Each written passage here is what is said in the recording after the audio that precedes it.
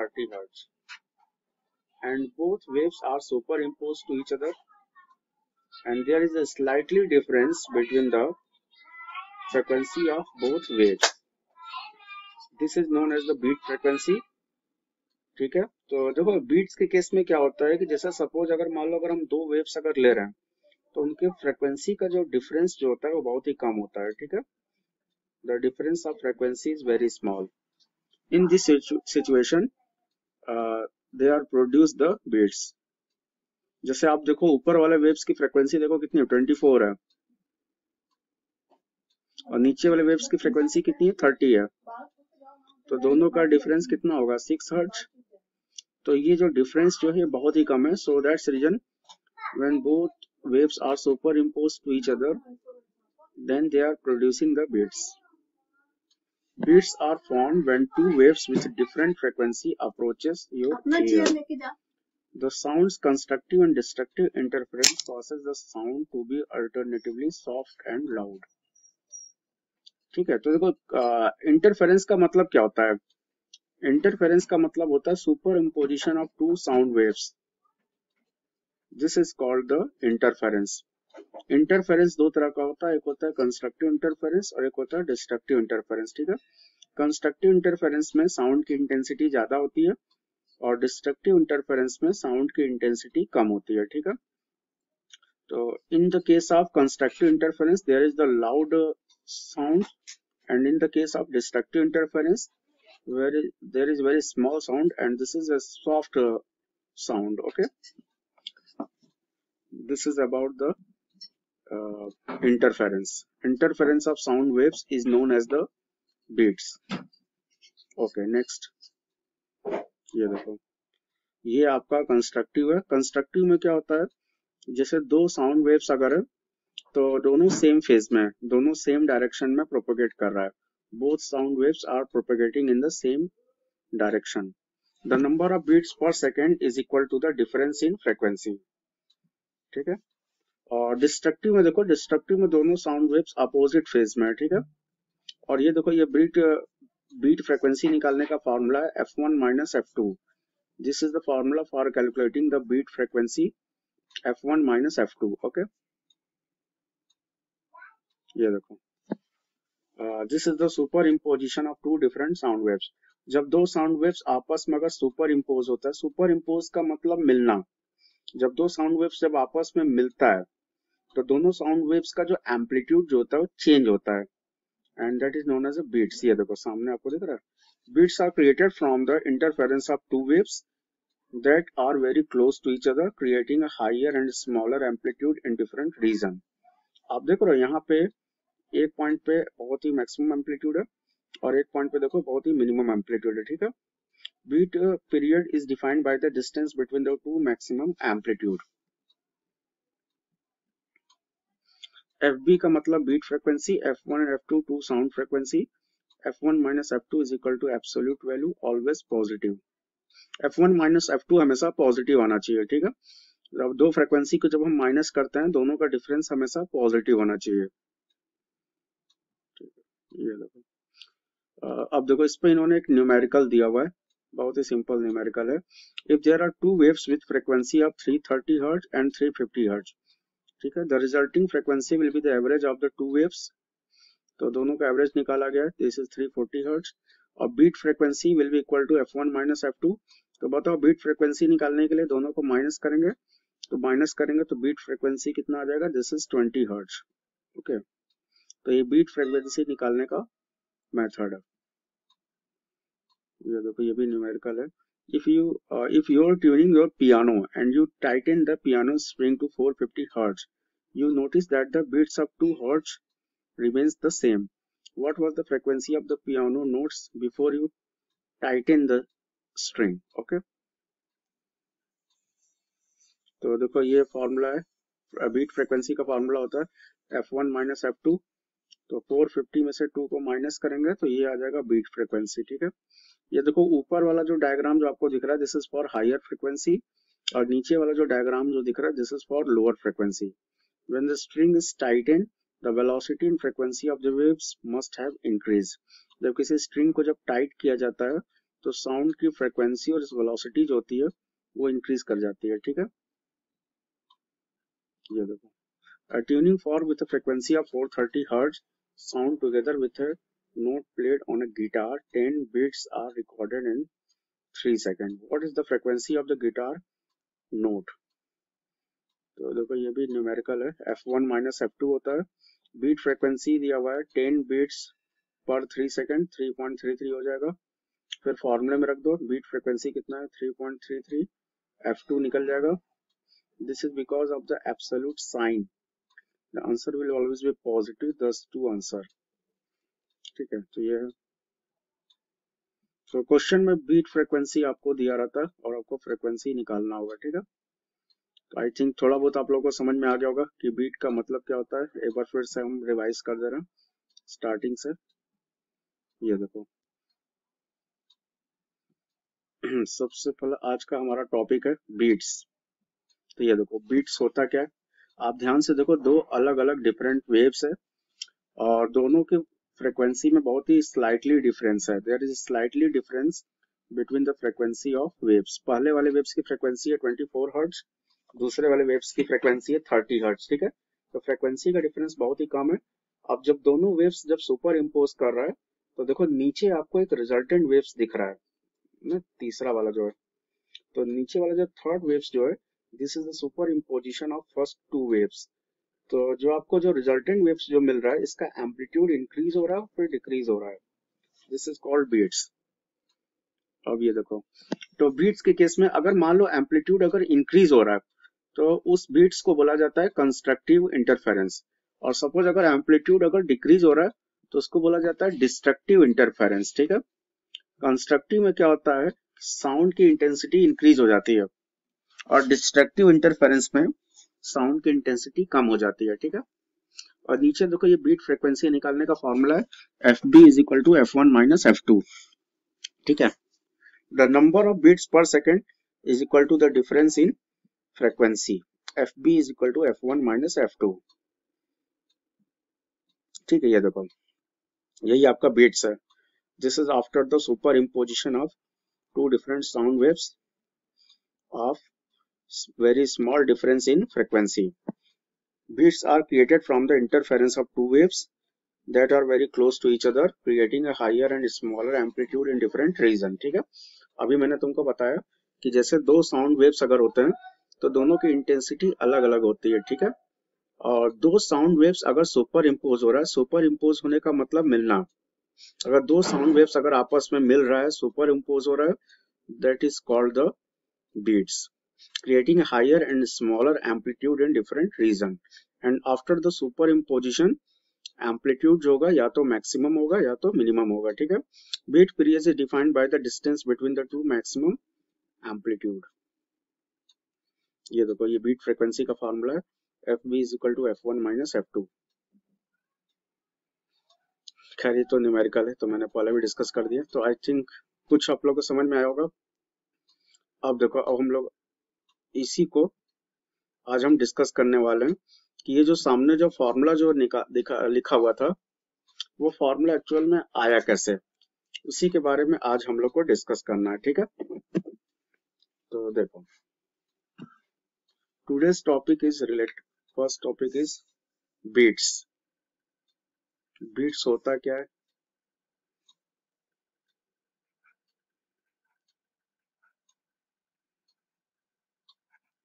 Beats,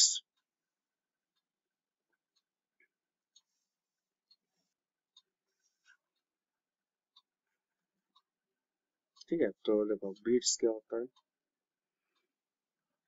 when two sound waves of a slightly different frequency traveling along the same path in the same direction in a medium superimpose upon each other, the intensity of the resultant sound at any point in the medium rises and fall alternatively with time.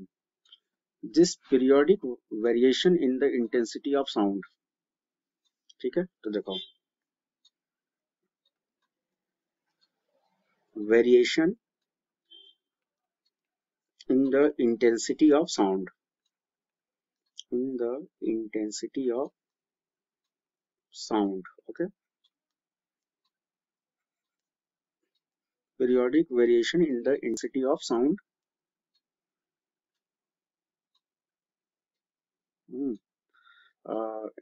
caused by the superimposition of two sound waves.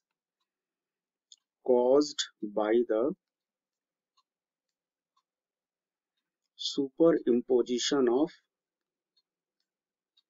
two sound waves. Okay, superimposition of two sound waves.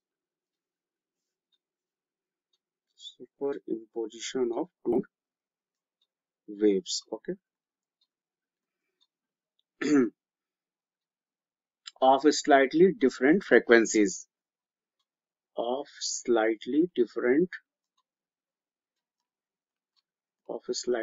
frequencies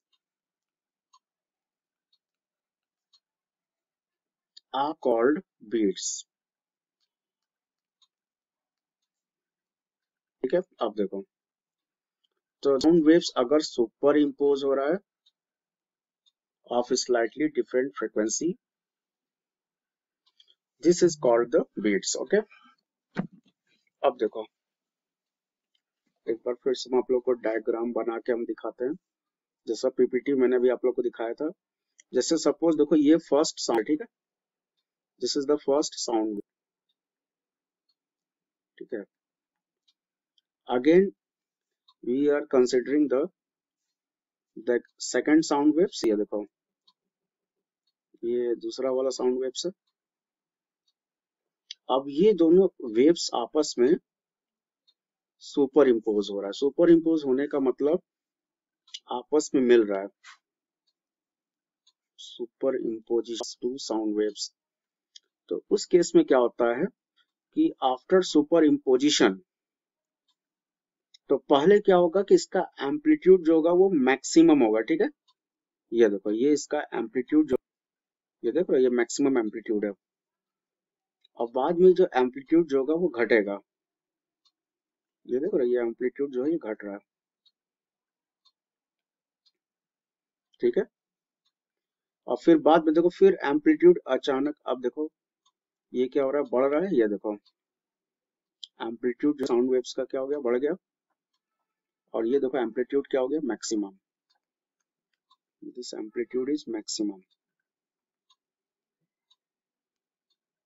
ठीक है, तो यही कहलाता है, this is the beats. इसी को beats बोला जाता है. In the case of beats amplitude slightly increases and then decreases. तो साउंड वेव्स जब ये दोनों वेव्स जब आपस में मिक्स हो जाता है, सुपर इम्पोज हो जाता है, तो इसकी एम्पलीट्यूड जो होती है वो वेरी करने लगती है. साउंड वेव्स का जो एम्पलीट्यूड जो होता है वो वेरी करने लगता है. पहले इंक्रीज होता है, फिर सडनली डिक्रीज होता है, फिर इंक्रीज होता है. This is the beats. Okay, अब देखो अब हमें क्या करना है, अगर ये दोनों साउंड वेव्स अगर सुपर इम्पोज हो रहा है तो हमें साउंड वेव्स का इक्वेशन निकालना है. ये जो साउंड वेव्स आपको मिल रहा है इन केस ऑफ बीट्स, हमें इसका इक्वेशन निकालना है. ठीक है, तो देखो इक्वेशन कैसे निकालेंगे. एनालिटिकल ट्रीटमेंट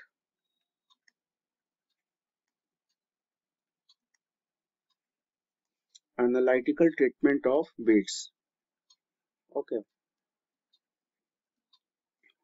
मतलब बीट्स का हमें इक्वेशन निकालना है. ठीक है, you know that both are the different progressive waves. ये दोनों एक डिफरेंट प्रोग्रेसिव वेव्स को एक रिप्रेजेंट कर रहा है. Equation of first wave,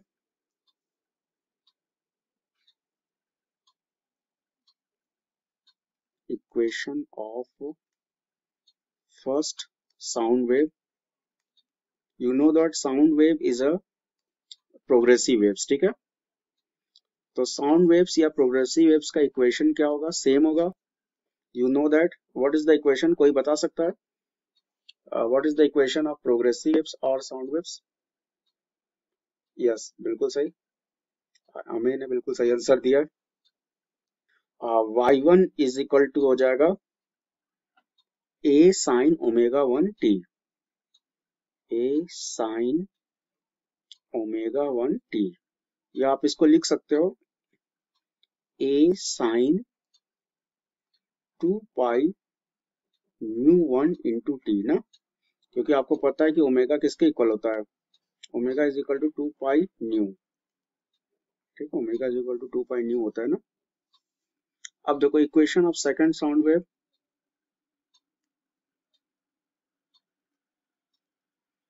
equation of second sound waves. अब देखो दूसरा वाला साउंड वेव्स जो है वो भी तो प्रोग्रेसिव वेव्स है ना, जो दूसरा वाला जो साउंड वेव है वो भी आपका प्रोग्रेसिव वेव्स है, ठीक है। तो सेम इक्वेशन होगा y2 is equal to a sin omega 2 into T, this is for second waves, या आप इसको लिख सकते हो a sin 2 pi nu 2 into T, okay, this is the equation of second sound wave, ठीक है। अब देखो दोनों साउंड वेव सुपर इम्पोज हो रहा है, then what is the principle position, कोई बता सकता है what is the principle of super, yes बिल्कुल सही, हमें का आंसर बिल्कुल सही है। प्रिंसिपल ऑफ सुपर इम्पोजिशन लोगों ने पिछले क्लास में भी पढ़ा है। प्रिंसिपल ऑफ सुपर इम्पोजिशन होता है y is equal to y1 plus y2, okay, ये हम लोग ऑलरेडी पिछले क्लास में पढ़ चुके हैं। तो from principle of superimposition y is equal to y1 plus y2 होता है, ठीक है। वैल्यू पुट कर दो, तो बताओ वैल्यू पुट करेंगे तो therefore y is equal to आ जाएगा, y1 की जगह क्या रखेंगे a sin 2 pi nu 1 into T plus y2 की जगह पुट करेंगे a sin 2 pi nu 2 into T ना, a कॉमन हो जाएगा, तो a अगर कॉमन हो जाएगा तो ये आपको मिलेगा sin 2 pi nu 1 into T और प्लस हो जाएगा sin 2 pi nu 2 into T, ठीक है। अब देखो यहाँ पे आपको मैथ्स का एक फॉर्मूला यूज करना है इस इक्वेशन को सॉल्व करने के लिए, ठीक है। कोई बता सकता है कि sine C plus sine D, देखो sine C plus sine D का फॉर्मूला यहाँ पे अप्लाई होगा, ठीक है। कोई बता सकता है क्या होता है formula, can anyone tell me what is sine C plus sine D, yes sir बिल्कुल सही, 2 sine C plus D by 2 into cos C minus D 2 ना, ये आप लोग ट्रिग्नोमेट्री में पढ़े हो गए।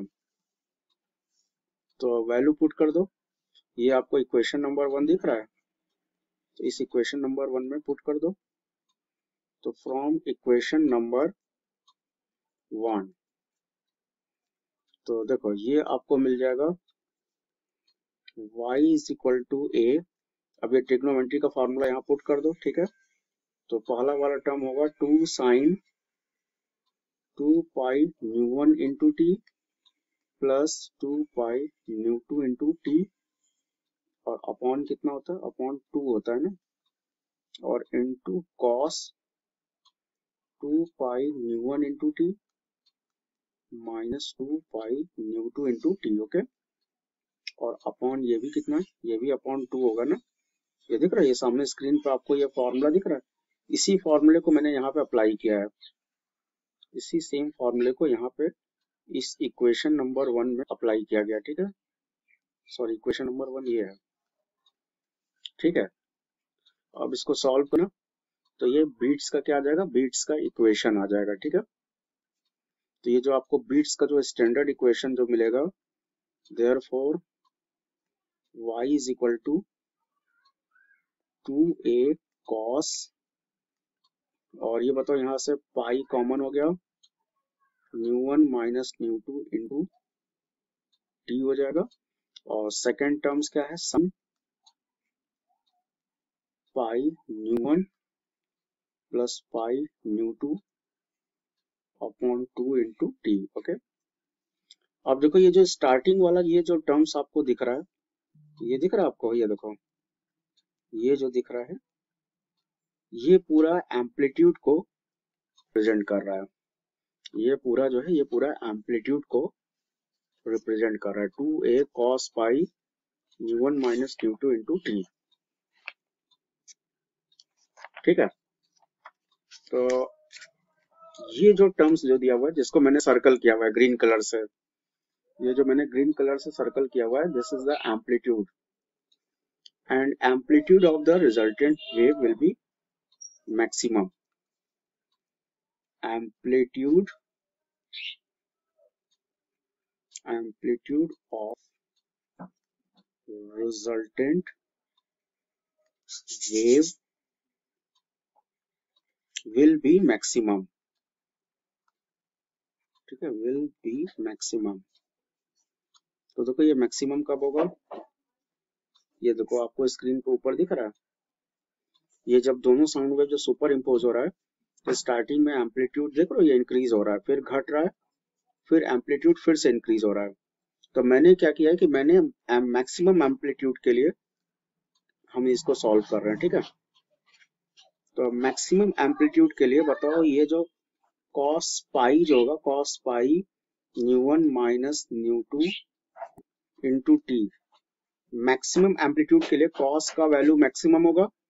अब बताओ cos का मैक्सिमम वैल्यू कितना होता है, कोई बता सकता है? cos, हाँ तो सही, +1। ओके ठीक है, तो ये इसका मैक्सिमम वैल्यू आ गया। अब आप इसको सॉल्व करो, आपको देखो यहाँ बीट फ्रीक्वेंसी निकालना है। ठीक है, आप ये सोच रहे होगे कि हम यहाँ पे क्या कर रहे हैं, बेसिकली ये बीट फ्रीक्वेंसी निकालने के लिए इतना मेहनत किया जा रहा है। ठीक है, +1 को हम लोग क्या लिखेंगे, cos 0, और ये हो जाएगा cos pi nu minus nu into T. और बताओ cos 0 जनरल सॉल्यूशन क्या होगा, cos n pi plus 0। Okay, हाँ बिल्कुल सही। तो अब देखो, तो therefore nu minus nu into T, तो ये आपका इक्वल हो जाएगा, this is equal to n pi ना। तो देखो आपको यहाँ से t मिल जाएगा, therefore t is equal to आ जाएगा n pi upon nu minus nu. Okay, तो this is the time interval for a given frequency. तो ये आपका टाइम इंटरवल आ गया। ठीक है, हाँ +1 cos 0 होता है ना। ठीक है, अब देखो, अब इसके बाद हम लोग क्या निकालेंगे, टाइम इंटरवल निकालेंगे। तो अब देखो, अगर मान लो अगर suppose n is equal to अगर 1 है, if n is equal to 1, तो टाइम इंटरवल आपको क्या मिलेगा, t1। तो t1 इज इक्वल टू आ जाएगा पाई अपॉन न्यू1 माइनस न्यू2 ना। एंड अगर मान लो n इज इक्वल टू 2 है, तो बताओ हम लोग को क्या मिल जाएगा, t2 मिल जाएगा ना। t2 इज इक्वल टू मिल जाएगा 2 पाई upon nu minus nu. Okay, अब देखो हमें टाइम पीरियड निकालना है। तो टाइम पीरियड निकालने के लिए क्या करेंगे कि ये जो आपका टाइम इंटरवल आया है इसके बीच का हम लोग डिफरेंस निकालेंगे। ठीक है, देखो टाइम, हमें टाइम पीरियड निकालना है। तो time period capital T, you know the period capital T, this is the time interval between the two instant। तो ये आपका हो जाएगा t1 माइनस t2 या t2 माइनस t1, सॉरी। तो देयरफॉर, तो बताओ टाइम पीरियड आपको मिल जाएगा capital T, what is t2, t2 कितना आया था, 2 पाई upon nu minus nu. Okay, अब देखो, और तो यहाँ पे फिर तुमको ये मिल गया। अच्छा हाँ, देखो एक चीज यहाँ पे मिसिंग हो रहा है, मैंने ध्यान नहीं दिया। देखो यहाँ पे पाई भी लिखा हुआ था, तो ये वाला पाई कैंसिल हो जाएगा। ठीक है, पाई यहाँ पे नहीं होगा, ये 1 होगा और यहाँ पे 2 होगा। ठीक है, पाई यहाँ नहीं होगा। तो अब बताओ 2 upon nu minus nu minus 1 upon nu minus nu, दोनों को माइनस कर दो, टाइम पीरियड आ जाएगा, and this is 1 upon nu minus nu, this is the time period. Okay, अब हम लोग को बीट फ्रीक्वेंसी निकालना है। तो देखो बीट फ्रीक्वेंसी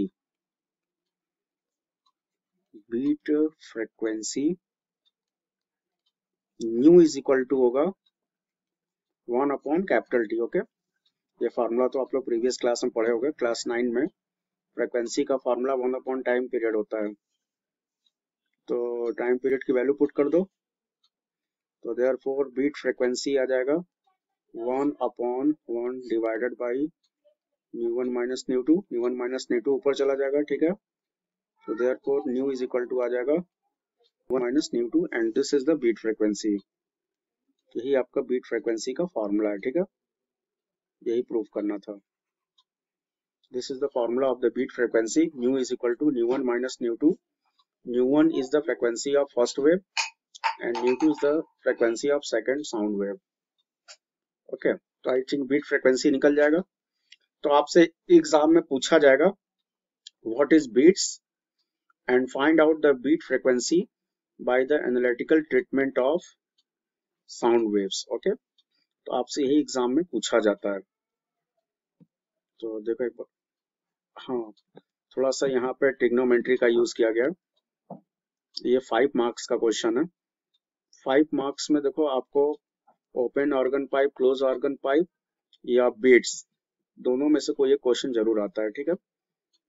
और ये आपके कंपटीशन एग्जाम में भी पूछा जाता है, ये बीट फ्रीक्वेंसी निकालने के लिए इस पे न्यूमेरिकल आता है, ठीक है। तो देखो एक मिनट, हम आप लोगों को फिर से हम पीपीटी दिखाते हैं।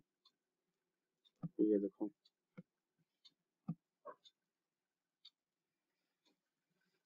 एक minute,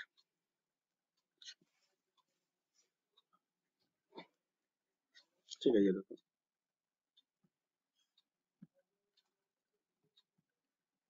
this is about the beats. Beats are what result when there is interfering waves, sound waves with similar but not identical frequencies. The difference in frequency produces a fluctuation in the volume of a ray. Determine the difference between the frequencies. ये देखो, ये देख रहे हो, ये दो अलग अलग साउंड वेव्स है और ये दो साउंड वेव्स जो है सुपर इम्पोज हो रहा है, तो ये आपको एक रिजल्टेंट वेव्स दे रहा है। इस प्रोसेस को इंटरफेरेंस बोला जाता है। This process is known as interference. ये देखो, ये देख रहे हो, ऊपर वाला आपका साउंड वेव है और नीचे वाला भी साउंड वेव है, दोनों का एम्पलीट्यूड सेम है, दोनों का फ्रीक्वेंसी भी सेम है, और जब ये सुपर इम्पोज हो रहा है तो ये देख रहे हो नीचे वाला आपको रिजल्टेंट वेव दे रहा है एंड दिस इज बीट्स। इसी को बीट्स बोला जाता है, ये जो नीचे थर्ड वाला वेव दिया हुआ है, ठीक है। ये देखो, ये बीट फ्रीक्वेंसी का फॉर्मूला है, F1 माइनस F2 है। अभी मैंने ये प्रूव किया था, अभी जस्ट मैंने ये आप लोग को प्रूव करके मैंने दिखाया था, ठीक है। तो यही है, this is about the beats. इस पे न्यूमेरिकल्स दिया हुआ है, नेक्स्ट स्टम्प पे हम इस पे कुछ न्यूमेरिकल्स लगवा देंगे बीट फ्रीक्वेंसी पे, ठीक है। तो आई थिंक सबको समझ में आ गया होगा बीट्स के बारे में। तो ये देख लीजिएगा, ये जो मैं लोग को बतलाया है, इसको आप लोग का रिकॉर्डिंग हम आप लोग को अवेलेबल करा देंगे गूगल क्लासरूम पे। तो यही है, बहुत ही सिंपल, ऐसा कुछ भी नहीं है। दो साउंड वेव्स है, दो साउंड वेव सुपर इम्पोज हो रहा है, सुपर इम्पोज होने के बाद आपको रिजल्टेंट साउंड वेव मिल रहा है और इस रिजल्टेंट साउंड वेव का आपको बीट फ्रीक्वेंसी निकालना है, ठीक है। ठीक है, तो आज के लिए केवल इतना ही। हाँ, मैंने गूगल क्लासरूम पे